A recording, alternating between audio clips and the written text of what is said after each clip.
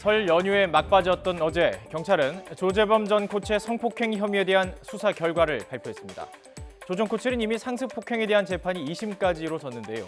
피해 선수가 그 변호사와 상의하는 과정에서 성폭행 사실이 뒤늦게 밝혀지면서 경찰의 추가 조사에 나섰던 것입니다. 강도 높은 조사가 이어졌지만 조 전 코치 측은 성폭행에 대해서는 이렇게 완강히 부인하고 있습니다.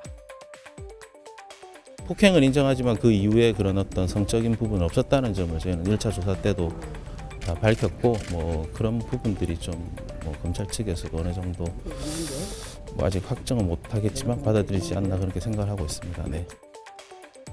조재범 전 코치 측의 부인에도 불구하고 경찰은 성폭행에 대해서 혐의가 인정된다는 수사 결과를 내놨습니다. 무엇이 이런 결과를 이끌었을까요? 무엇보다 피해자의 진술이 중요했습니다. 피해자의 진술이 구체적이고 일관되며 둘 사이에 성폭행과 관련된 대화를 나눈 휴대전화 메시지 등을 통해서 조 씨의 혐의가 입증된다고 경찰은 판단했습니다.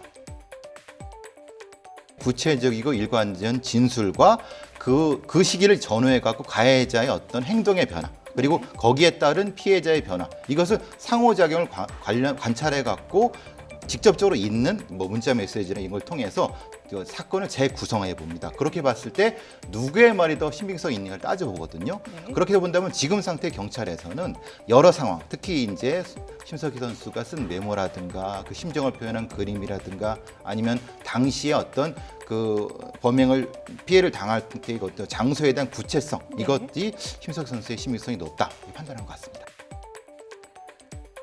조 전 코치는 피해 선수가 고등학교 2학년이던 지난 2014년 8월부터 2017년 12월까지 태릉 진천선수촌과 한국체대 빙상장 등 7곳에서 피해 선수를 수차례 성폭행한 혐의를 받고 있는데요.